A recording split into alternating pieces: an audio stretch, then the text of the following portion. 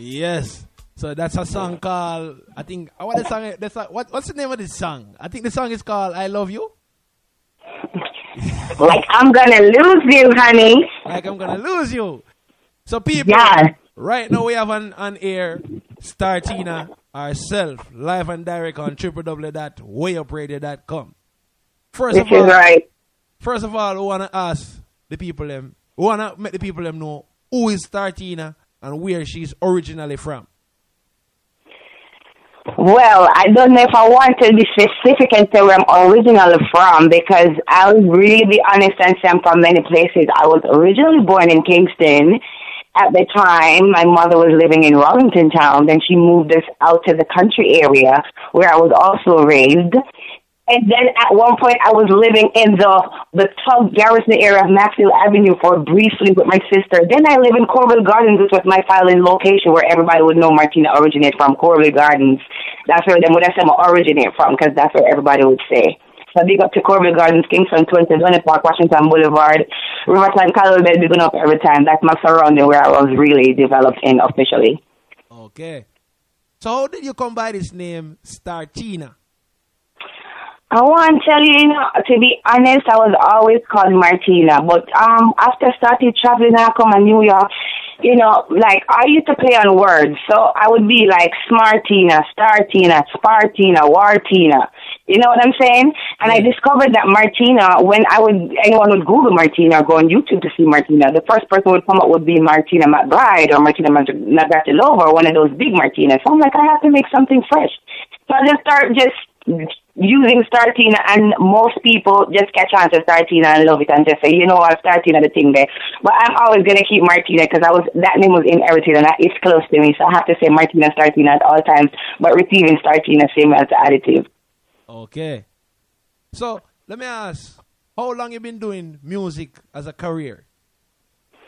Professionally, I would say about 6-7 years, but I've been singing forever. Yeah. But when I take it serious, I say, all right, I'm going to make a career out of it, because even though I was dabbling, I think for myself, I was utilizing my time in the studios to learn. And I feel like as an artist, I can't just jump on a record and say, yo, I'm ready, because you have stage shows to worry about, you have recording sessions to worry about, you have interviews to worry about. So I took the time out to I would say, season myself, to learn the business, to learn how music works, to learn all these other things that comes with the industry, So professionally, about 6-7 years. Okay.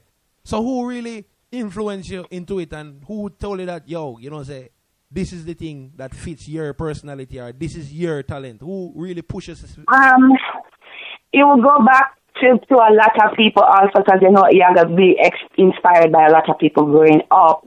But I don't know if I want to take it from the first introduction to music, because it would have been when I was about 6-7 years old, and my cousin took me to church to sing with her 2 daughters, and that was when the bug really hit me, because then I started to sing every ad that would be on the radio. She took me to one concert, and how it felt, the praise and just the attention and just the fact that they say, yo, she sounds good, it took me to a place where I felt comfortable.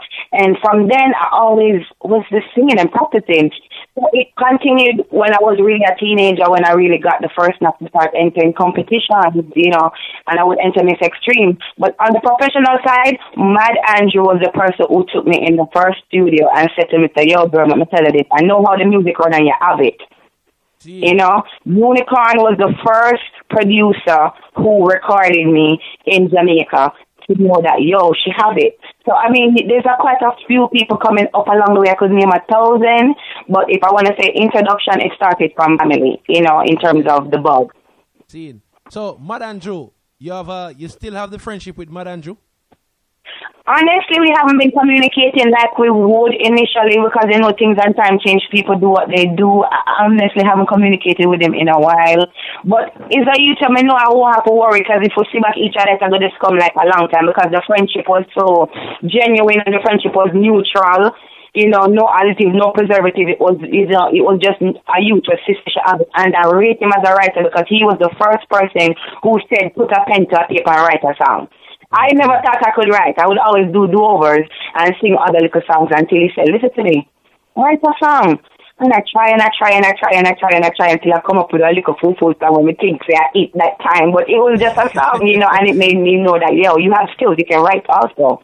See, so big him up every time, Madam, to big up yourself. Okay, so Madam, respect you to starting a career, because you first booster.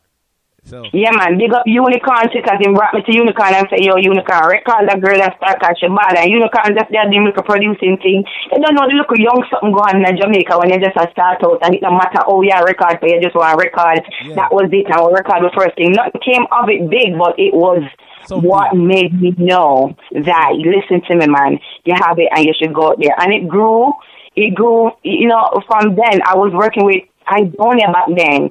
I was working with who you would know as IFT. It was Rich back then. We were all in the same team working together, doing it all. So for me to see everybody coming off and branching off and doing them things, it's like glory to me.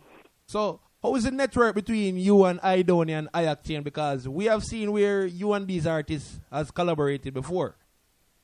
Of course, Idonia is a brother. Idonia, it goes so far back. At one point, we were working with this guy called Frost from Corville Gardens, Big Up Frost Production. He was the original Frost that I knew before, the new Frost coming in. Okay. And back then, it was Idonia and I were mainly his two little accent there work. And Idonia, we were so close that he said it in his interviews, but I've not exalted it because his name Idonia, I was the person who broke it down and gave it to him to use as his stage name. Really? Yes. So what was. So what was the name he originally wanted to use? It was given unto him. It was Pepsidonia because he played Pepsi Cup when he was a young guy. I'm good at football, so he did name Pepsidonia. And I'm like, no, my friend, you're my dog, you're my dan. You can't name Pepsidonia. It don't go good with you. And that's how I say, all right, Pepsi, take off the Pepsi. And just the Idonia. And he said, all right, I'm sing like that now work with because of the thing said. Because me, I get along with guys so much. I was a little tomboy. So when I'm rapping with my guys in the studio, I'm like a dude, a pretty little girl. But I'm just cool with the guys. I'm just cool with everybody. You find me in the middle of the guys all the time. So he respected me enough to utilize it. And he spoke about it, but we just don't go in at it and talk about it and emphasize about it. And then I don't have such a big history, and we've not really... people that would say, Martin, you don't use the links, them, and you don't use who you use. But I feel like when I need things, that's when I reach out and make it happen. Because I know if tomorrow I said, Donia, let's get some work together, I know he's not going to say no. Okay. I like that. So, and the same thing go for IFT too, right? IFT, we go way back too, because we started out, it was a one guy trying to manage us. I don't know, being young, you have to take all sorts of chances and work with anybody who believes in you. So it was me, IFT, Idonia, a little guy named Spragga at the time, and IFT was Rich at the time. His name IFT. So based on the fact that we go so way back, I mean, they're always my brothers. Like when they come in town, when I see them, it's like the linkage is always the same, nothing has changed. Okay, see. So I know that most of the time when I ask artists who do they idolize, they say, boy, they can't really answer that. They have many, They don't really want to call any name. Is there a few artists who you idolize in music industry? That I do idolize? Yeah, like idolize. In terms of our culture, honestly, I don't know. I'm so weird, DJ Elly, that I embrace everything, and I don't. I like majority of who's doing our thing, and I will never knock somebody because this is how I look at music. If I don't pay attention to one person now, this might be the person I'm paying attention to next 5 years. You understand? Yeah. So based on that, I don't pick. I never pick. I never choose. But if I should say people who inspired me and made me want to do music, it comes from a lot of people from within Jamaica and also America culture. So therefore, I really don't even try to mention them because I draw inspiration from everywhere. I don't have an idol. My idol is God. See. So so I just look up to people and embrace, what they do more mainly. Okay. So coming into music industry, we all know there are obstacles, especially as a female artist in the business, because we all know that producers don't really like to push female artists the way they should get the push. True. What are some of the obstacles you face personally as a female artist doing music, especially dancehall music, which is so competitive right now? My main obstacle was always finding a team that believed enough to invest and stay focused on my career. See. I've always been an independent act. But I think one of my things, I feel like when, based on Jamaica culture, how we do things, most of we do things until it pops. None of us don't like to approach things business from day one. Okay. You understand? So if you're an artist in Jamaica where you're too business oriented, most of the time people not even mess with you too much. You know, producers don't want to mess with you too much because you know too much. And then some of the times, on a female level, to find a manager or an investor in your career that's a male, most of the time it end up that it won't cross up because it end up being, all right, I'm going to look onto me, I invest in this girl, you know, but probably I don't want something more out of it. So other than the sexual side that is not always an issue, it's the financial and teamwork that it takes to make an artist what they are. Because majority of the artists in Jamaica, they're struggling if they don't have a team.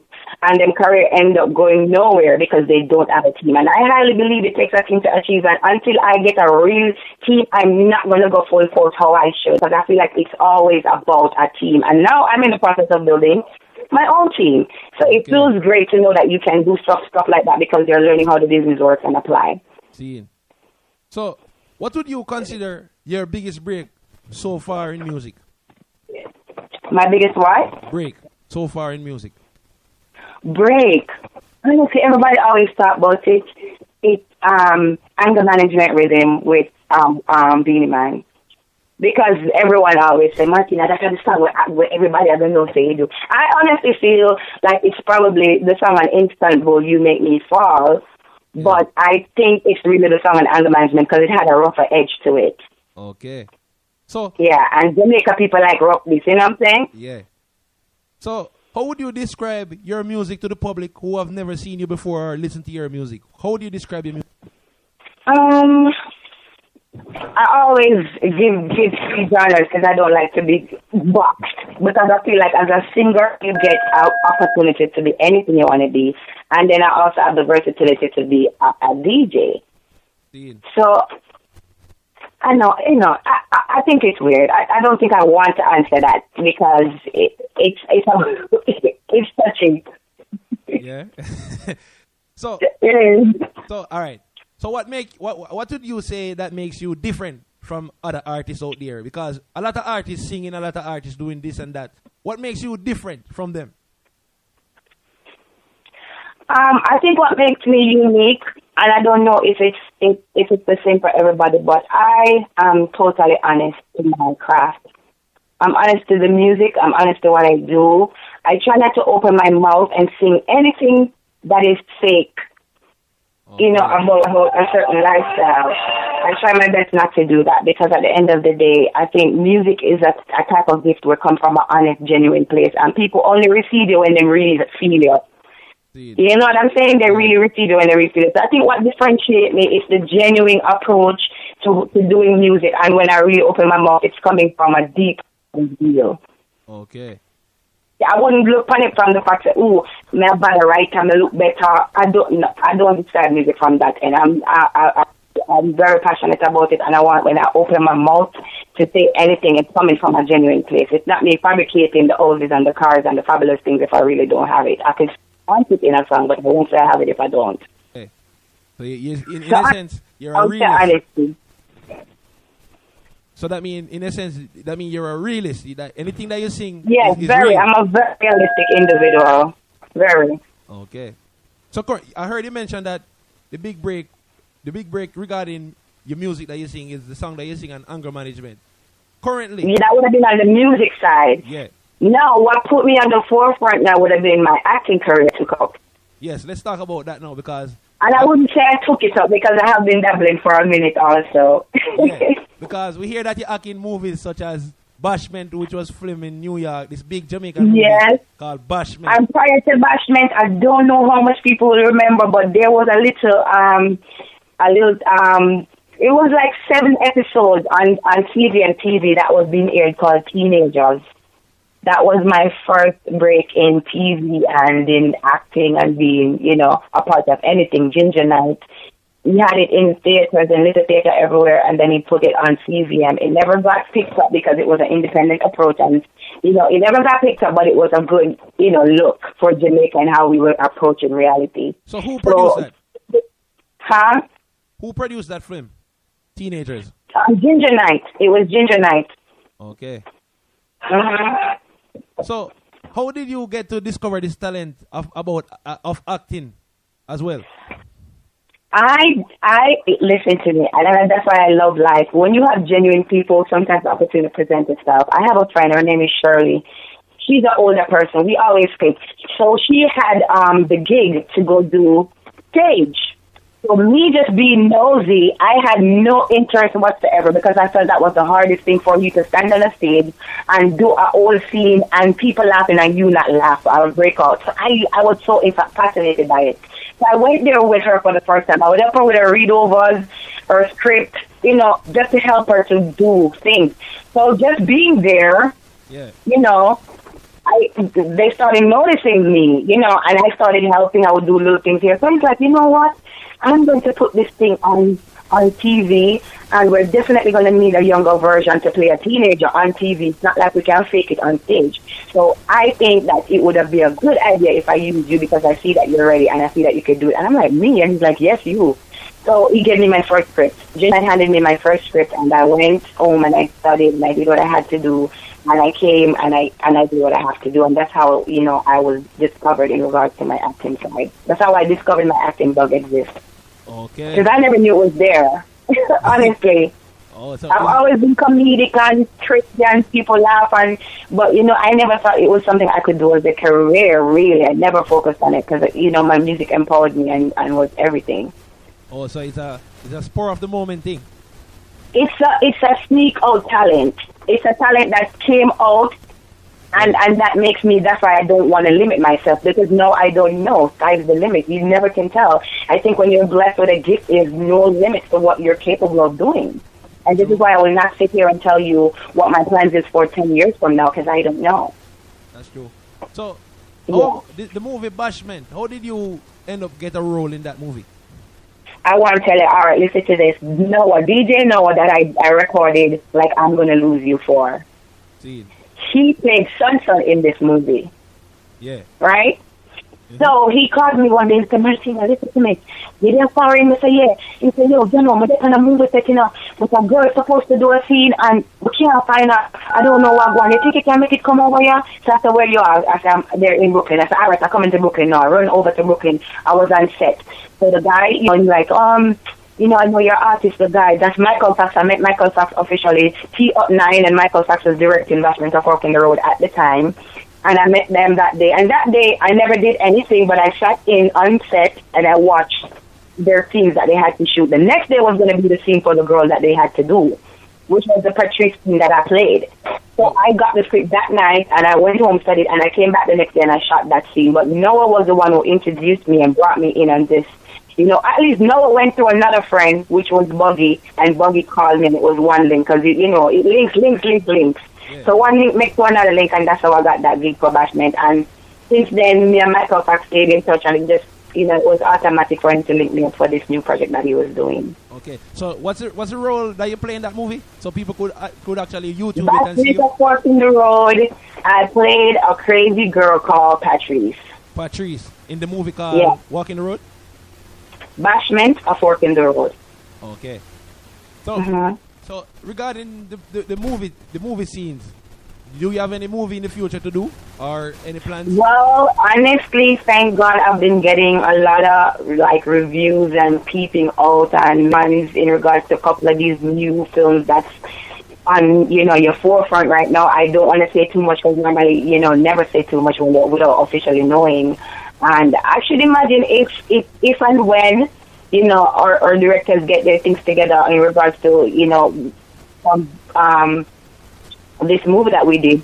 It's about to be good. It's about to be good. But I'm just not going to say until it's official. But things are in the pipeline in regards to my acting career. Okay. So, in general, where do you see yourself within the next year or two? I just tell you, I never answered that question. But honestly, where I want to be is at a more comfortable stage in music. getting the music out there, promoted properly, and actually just taking my music across the world where people can honestly look in and see that, okay, this girl is really doing something, and she's not actually doing it for herself, she's doing it for the entire world. You know, I'm not trying to force my music down anyone's throat. I just say give it an ear, and if you like it, support it, promote it, and push it.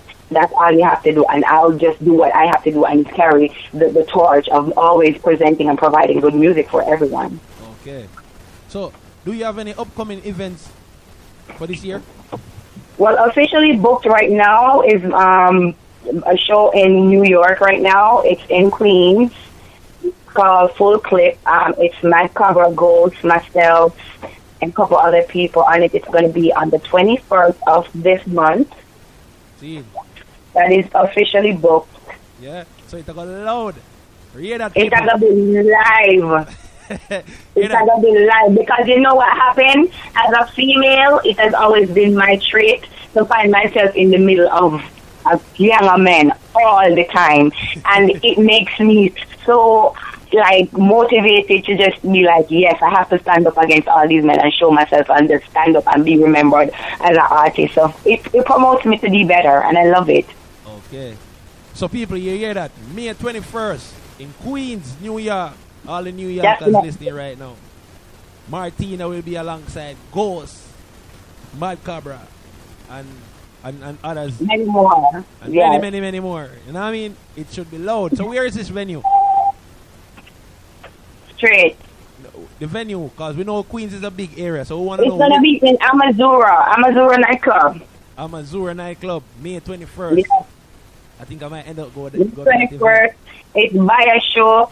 Big up Baya every time because I work with Baya for years. Every time I have a show, I always make sure some Martina starting at the front because he knows that he not lose.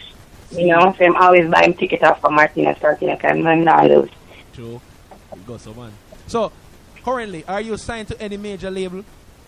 No, I'm not officially signed. Still working with indie. I believe in indie approach right now because as you see where the industry is, it's not about a major label. Right now, it's you doing your thing until you get noticed.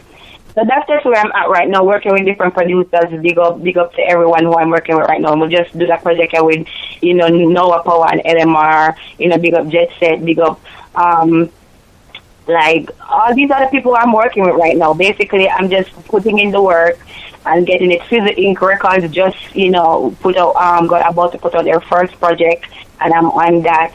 So it's like so much new, fresh sound is out there for me to worry about being signed. I'm just doing work and just know that one day it's going to get the right attention that it needs. That's how I work. See. So if someone should book you for an event, what is the best route or channel to get to you to book you for a show? I mean, all right, for New York right now, I'm working through one of the best and the biggest upcoming promoters in New York right now, Sam Gotti, and he's doing my New York bookings right now. But so for him, you can always link him at samgotti01@gmail.com or on the number 347-771-4520. Also, you can send any email to at startinamusic@yahoo.com. Okay, I think the people will remember startinamusic@yahoo.com. They hear that, people? Yes, and in the meantime, just make them go check out the SoundClouds and the YouTube, Martina Startina, and the Twitter. Follow me on Twitter, Martina Startina, on Instagram, Martina_Startina, and Startina Move, and Reverb Nation on Facebook. Just search for Startina everywhere. Follow, support, give the little love, motivate, give your opinion, do all you have to do. Because I'm an artist in process. I'm an artist in growth, and I'm always open for opinion. I'm always open for support. True. So let's clear the ear about this song, because a lot of people hear this song, including myself, and the instable rhythm that Bounty Killer originally sing, and that says she's leaving cause she's living in fear. Yeah. Alright, that rhythm, we all see it on YouTube entitled, some people Elaine. see it entitled Elaine, song called I'm Calling. In truth and in fact, people, this song is done by yours truly, Startina, who is on air right now. I want you to give the people them a cappella of that song because make them know say are you sing it and not Alien because a lot of people tend to mix up Startina voice with Alien. That's to show you how great she is. So one of the people hear a cappella style of that particular song and any other song that you want to promote to the people of who listening We're Pretty right now. Well, for that song specific, baby, I'm calling. Please come home to me. Feel like I'm falling in you. I see destiny. Woke up this morning. I felt you spiritually. It's like I'm yearning for you to be with me. That's Martina Startina representing for Colin. And that song, I think I knew what happened with this project, and that's why I really never went in too much, because it was a situation with this specific project that I think that caused this mix-up at the end of the day. But it's been solved because I realized that lately I never knew that this song was on there until I started putting my songs out and went on YouTube and I saw that, wow, they put my song out as Elaine. Wonder what happened there. You know, so I had to go channel it back, went back to my producer who produced it. Big up Kevin, Palea Music. He was the producer at the time. He's the nephew of Buju Banton. And DJ Wayne brought that project to the studio. DJ Wayne never knew me at the time, but Kevin and I was doing some work. So Kevin took it upon himself to record me, not while DJ Wayne was there, but he recorded me after. So DJ Wayne he was like, no, I don't even want to hear the song. I don't care. You can't do that. You can't record or put nobody out on my stuff without me knowing. Yeah. So he took it off. He took it off the project. But he ended up already sending a CD to a friend of his who ended up sending back the CD to DJ Wayne. I said, DJ Wayne, why you put out the project and this girl not on it? At the time when DJ got it, I probably think, I'm now assuming that they thought it was Elaine because they couldn't tell who it was because of the vocals. They just guessed. Oh, they just guess and they say, you know what? Yeah, they just guess. And see, this is why artists, please, I am begging and beseeching to every artist coming up in the music industry, get your music official. Record dates, times, every time you're doing something, make sure you have your songs together. Make sure you try to copyright it. If you can't do it officially, do it the poor man way, mail it back to yourself, do what you have to do, because then when times arise, you never know when a song is going to hit for you. It might be the song you totally discarded and forget about. Because music is very weird. And for singers, a song can come out anytime, because you have Europe that is late, you have England that is late, and they pick up things and run with things years after you think it's dead. True. So therefore, always make sure you're on top of your things. Yeah, because I didn't know that it was you singing it until I get a link with you and I realized that I said, oh, really? Because I thought it was Alain too, you know? So right. And you have to talk about the link and big up my new PRJ star. Him doing big things because I link up with him recently and he's doing it. So big him up, my Timo. Big him up, I email the link. Yeah. Well, we actually even doing this interview today, so just big him up one time so he knows so I'll give him love one time. Yeah. So J Star, promote a movie. Big up yourself. You don't know how you get Martina and say, yo, we are pretty out here. You know what I mean? Remember, people, anybody who have talent, be willing to interview them, because you don't know where artists might be in the next month or year. Exactly. I would give thanks to people like you and what you're doing and how you're approaching it, because you know it's the hardest thing for artists with no name to get any form of attention or promotion without monetary influence behind it, because that's just how the music industry works. No one does favors. Yeah, man, for real. So, before we even wrap things up, what do you have that was never asked or said that you'd like We're Pretty listeners to hear or know? Come again? Before we even wrap up the interview, what would you like to tell We're Pretty listeners before we go? I just want to tell We're Pretty listeners to big up yourself, stay tuned to We're Pretty and DJ Elly all the time. Don't lock it off. Always stay tuned. Make sure you do that. And while you're doing that, make sure you give Martina Startina some support. Check out my music. Check out my videos. Stay tuned and big up yourself every time DJ Elly. Martina Startina love you and big up for this opportunity. But before I go, I have to sing the song. Which song you want here? Because right now I'm promoting 2 songs to be specific. I want you to give you a cappella for the 2 songs. So we need to hear them, you know? Boy, you amaze me.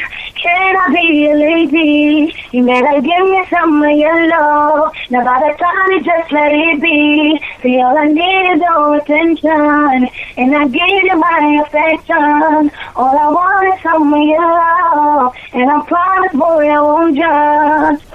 But you don't know that the new song. Big up on the one, that one from Jet Set. Every time. Big up Jet Set Team. And what's the name of the next one? You know what you just played? Say, I'm gonna love you like I'm gonna lose you. And I wanna hold you like we're saying goodbye. Because that's what DJ Elly when I'm going to overdo it because I'm presently at a location where I can't even be too long. But big up the damn stuff every time I'm working at 13. I love you. So the YouTube channel that you have a YouTube channel, right? I do. What's the name of that YouTube channel? Martina Startina? Yes. So hear that, people. Martina Everything Startina. Martina Startina. Everything. Every social media. Martina Startina. You have it by now. Boom, connect, loud, burn up. Big up yourself, DJ Elly, and we are afraid every time.